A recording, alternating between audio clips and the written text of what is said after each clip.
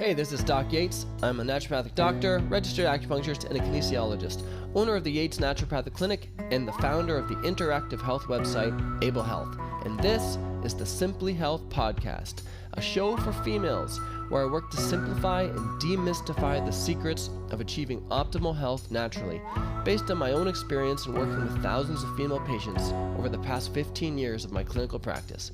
Welcome to Simply Health. Hey, this is Doc Yates, and on the drive today, this is a special podcast for me because I'm starving. So today I want to talk about food. So for all my enablers, and yep, that's a new term that we've put together. For everyone who uses Able Health, again, the first goal of Able Health is to help people be able, so they can be more healthy, able to do the things that they want. But the second thing, the most important thing, is that they can enable, so they can use this benefit that they've got from the program to share with others so they can benefit other people as well. So to my enablers, this is the podcast for you. So for anyone in perimenopause and menopause, that's who this podcast has always been geared to. And if you are interested in using your knowledge to help others, then you are officially part of the enabler tribe. So welcome. But we got to get back to the podcast and talk about food, because like I said, clinic went a little late today. I'm on my way to the other office, and I am starving. So we're going to talk about 5 points or 5 basic concepts when it comes to diet. And the whole purpose and the goal of this is to demystify diet. Like diet, especially with there's so many books and so much online that it's just so confusing at this point that people don't even know where to begin. And sometimes I find people are starting with these very restrictive, difficult dietary concepts without going over the basics first and picking things that aren't necessarily right for them. So I'm hoping that this podcast can shed some light, because by the time you're done looking online, everything's good for you and everything's terrible for you, and it's just a big mess.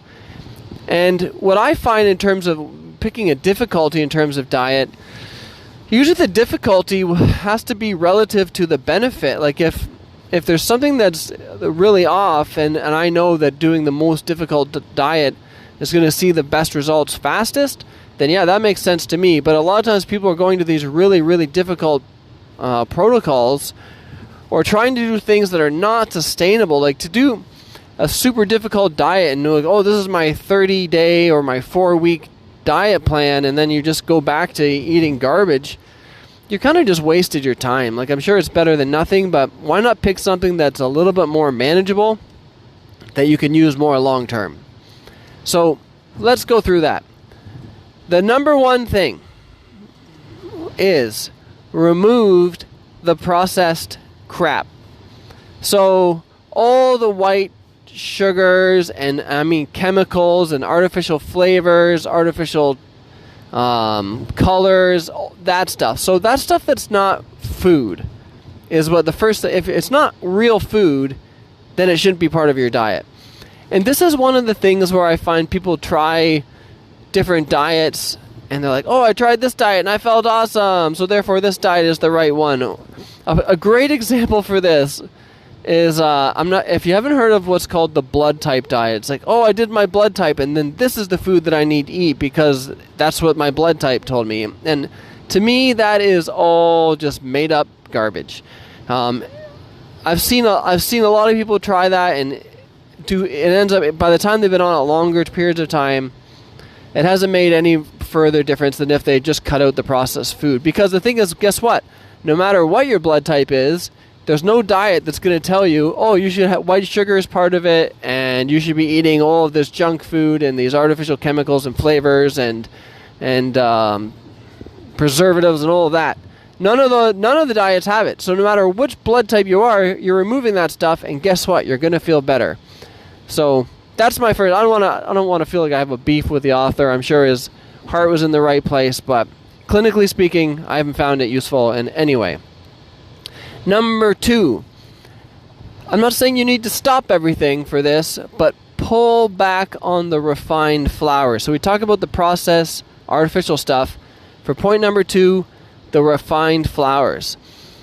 If something is like a grain, and I'm not saying you have to stop all grains, but if it's designed that it can sit on the shelf now for weeks on end, like talk to I'm not sure how old you would be, but talk to your parents about when they used to buy bread and how long it would last before it was considered really stale and they didn't want to eat it. When I asked my dad about it, he was saying that if they got their bread on Sunday, no, not Sunday, because they wouldn't go shopping on Sunday because the stores were closed. If they got their fresh bread on Monday, by Wednesday, they're like, it was kind of stale. They didn't want to eat it. And now if you compare that with what we buy now, it sits on the shelves forever because it's so processed. There's no healthy oils. There's no vitamins and minerals. Like, there's nothing to go rancid because everything's taken out of it. So those processed flours, you pull back on those and you'll see a lot of improvements with that. Like the bloating, issues with your blood sugar going up and down, having more stable energy. Again, this is where a diet, for example, the paleo diet, this is I think one of its biggest pros is that the benefits that you see from this diet is because it's removed all those refined flours. And it's also removed all the processed crap from point number 1. If that was as far as you went, the changes that most people would see from that would be pretty tremendous, just with points 1 and 2. But we're going to go into help clear up another issue that I commonly see in point number 3, which is raw versus cooked. So you'll see a lot of stuff saying, you have to eat everything raw, and the moment you cook it, you've broken down all the enzymes, and it's no good for you. You get absolutely no benefit from it. Raw food is good for you, but I find it's for a specific group. Like if someone is older, their digestion's getting weaker, say they're prone to loose stools, those types of things, then don't.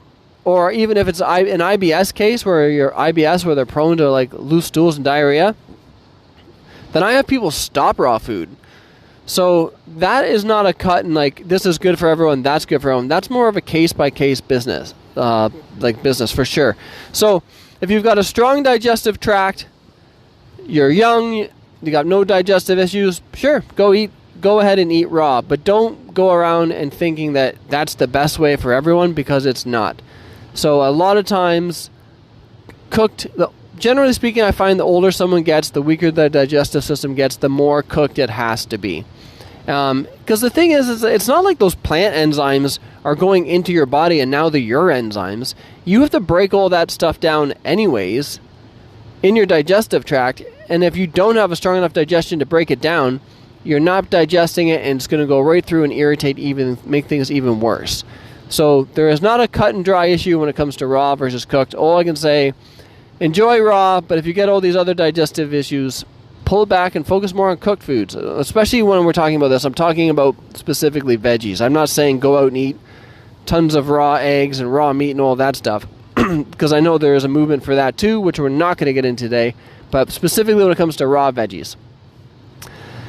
Point number 4, and this one I already addressed just in the last podcast, is that if you've done these other basics that I just spoke about, especially point number 1 and 2, which is pulling out the refined crap and reducing the refined flours, and if they're still seeing some issues, that's when we would move into now, are there food allergens? And these are the things I talked about in the last podcast where, you know what, a lot of these foods are not bad foods, but they're ones that people unfortunately see not allergic reactions, but inflammatory reactions too. So point number 4 is if you're not getting enough results with the first, pull out the food sensitivities, the food intolerances, those types of things.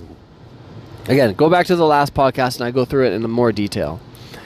And then point number 5 when it comes to diet, this is when you get into, is there a specific goal or more of a specific reason that you're using the diets for a period of time to get that benefit. So this is where you see specific diets like autoimmune paleo diet, known as the AIP diet. You'll see the keto diet, the Mediterranean diet. People who decide to go vegan or vegetarian.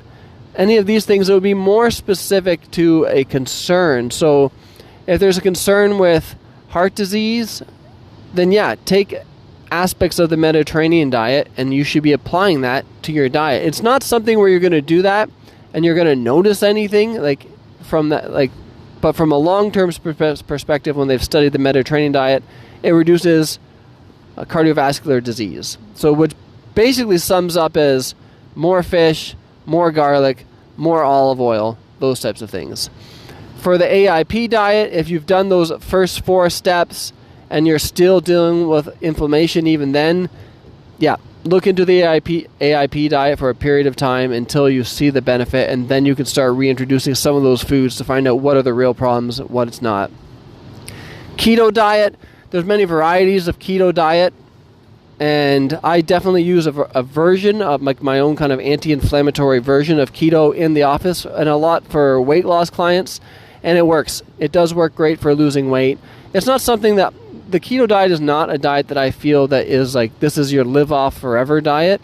But in terms of getting a goal, getting the weight off, and doing it at a pace that you keep your motivation up, because when it comes to weight loss, the mindset and the motivation is everything. And then once you reach your goal, then you can kind of alternate between that lower carb to no carb for more of a long-term benefit. Touch base real quick on vegan. Vegan, if you're going to go vegan, and it's for animal rights purposes or religious purposes, by all means do it. But if you're doing it, the main reason is I want to be more healthy, I wouldn't put vegan on the list. Not in my experience. Even when it comes to, I've seen people get a lot of benefits even with very high meat diets.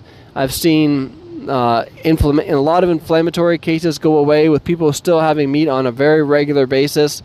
The big thing that I've seen that people who do better without meats, it's not even specific to all meat. Certain meats are harder to digest. Some people can't digest pork as well when their digestive tract gets weaker. Some people can't digest beef after that. So that has to do more with working with your digestive tract than saying, then this is the diet. But to improve your overall health, because I find a lot of times people feel initially great when they're eating vegan, because in part of doing that, they're usually cutting out all the processed crap, just like we spoke about earlier. They feel great initially, and they're like, oh, this therefore must be the diet for me. But then, 6 months to a year and a half in it, when they start noticing that they're very deficient, that changes things quite a bit.